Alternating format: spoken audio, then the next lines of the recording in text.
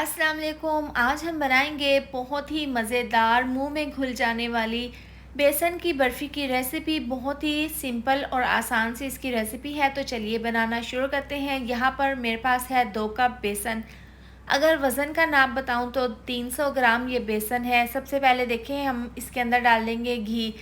ये मेल्टेड घी है, आपने इस स्टेप के लिए घी का ही इस्तेमाल करना है और घी आपका मेल्ट हो।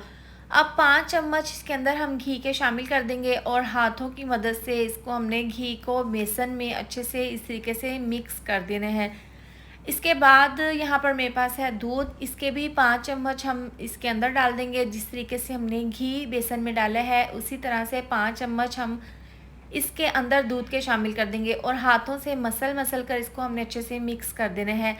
अब यहाँ पर मेरे पास है खुला सा बर्तन, इसके ऊपर छन्नी रख देंगे और थोड़ा थोड़ा सा बेसन डालकर इसको हमने इस तरीके से छान लेना है और इसकी जो मोटी सी गुठली है इनको हमने अलहदा कर लेना है। ये बहुत ही स्टेप ज़रूरी है, आपने ज़रूर ये स्टेप फॉलो करना है। अब यहाँ पर मेरे पास है कढ़ाई, इसके अंदर हम डाल देंगे घी। आपने इस रेसिपी के लिए घी का इस्तेमाल करना है। घी को अच्छे से गर्म कर लेंगे और 200 ग्राम घी मैंने लिया है।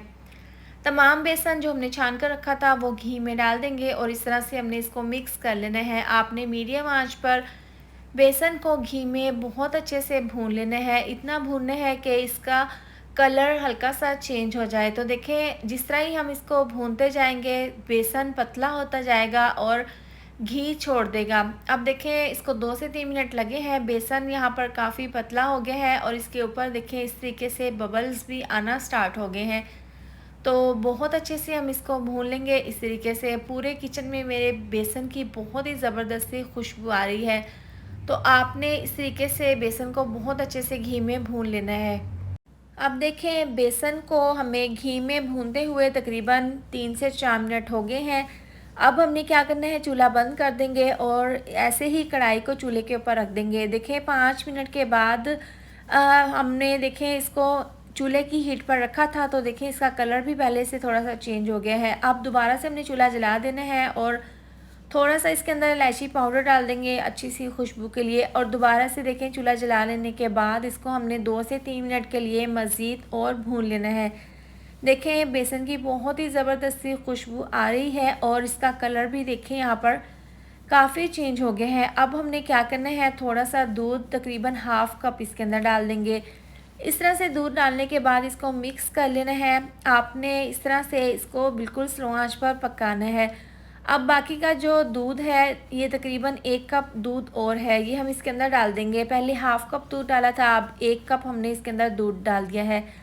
इस तरह से दूध डालते ही देखें दूध फ़ौरन से ड्राई हो जाएगा और आपने इस तरह से तेज़ी से दूध के साथ बेसन को अच्छे से इस तरीके से मिक्स कर लेना है और इस तरह से स्पैचुला को कढ़ाई के अंदर प्रेस करते हुए ज़बरदस्त सा आपने दूध के साथ बेसन को अच्छे से मिक्स कर लेना है। देखें दूध डालते ही बेसन पहले से काफ़ी ड्राई हो गया है और थोड़ा सा फूल भी गया है। तो देखें बेसन को हमने दूध के साथ बहुत अच्छे से मिक्स कर लिया है। अब इसको हम साइड पर रख देंगे। अब यहाँ पर चूल्हे पर मैंने पैन रख दिया है और इसके अंदर हमने डाल दिया है 1 कप चीनी का। टेस्ट के हिसाब से हम इसके अंदर चीनी डाल देंगे जितना हमें मीठा चाहिए होगा। अब इसके अंदर हाफ़ कप डाल देंगे पानी और चूल्हा जलाकर हम यहाँ पर ज़बरदस्त सा गाढ़ा सा शुगर सिरप तैयार कर लेंगे। देखें यहाँ पर बहुत अच्छे से चीनी पानी में मेल्ट हो गई है और बहुत अच्छे से ये हमारा शुगर सिरप पक रहा है। तो 3 से 4 मिनट लगे हैं। देखें इस तरह से गाढ़ा सा इसका शीरा तैयार है। आपने पतला सा नहीं उतारना। जब इस तरह से देखें हल्का सा ये गाढ़ा हो जाएगा तो आपने चूल्हा बंद कर देना है। अब जो हमने बेसन की बर्फ़ी बनाकर रखी थी उसके अंदर हम ये डाल देंगे इस तरीके से शीरा और इस तरह से डालने के बाद चूल्हा जला देंगे और दोबारा से हम इसको मिक्स कर लेंगे। इस तरह से मिक्स करते हुए हम इसको तकरीबन 2 से 3 मिनट के लिए और बेसन की बर्फ़ी को पका लेंगे। तो देखें शीरे को हमने इसके अंदर बहुत अच्छे से मिक्स कर लिया है। अब ज़बरदस्त सी बहुत ही मज़ेदार सी बेसन की बर्फ़ी हमारी तैयार है। अब यहाँ पर मेरे पास है बेकिंग ट्रे, हम ये बेसन की बर्फ़ी इसके अंदर डाल देंगे और स्पैचुला से इसके अंदर हम इसको इस तरीके से सेट कर देंगे। आप यहाँ पर हाथों की मदद से भी इसको अच्छे से सेट कर सकते हैं। अब इसके ऊपर गार्निश कर देंगे बारीक कटे हुए बादाम। इसको हम 1 घंटे के लिए रेस्ट के लिए रख देंगे। इसके बाद छुरी की मदद से हम इसके इस तरीके से पीसीस कर लेंगे। बहुत ही ज़बरदस्त, बहुत ही मज़ेदार सी ये बेसन की बर्फ़ी तैयार है। आप भी इसको एक बार ज़रूर ट्राई करें। वीडियो अच्छी लगे तो लाइक और शेयर कर दें। अगर आप मेरे चैनल पर न्यू हैं तो चैनल को सब्सक्राइब कर दें। मिलते हैं नेक्स्ट वीडियो में। अपना ढेर सारा ख्याल रखें। अल्लाह हाफ़िज़।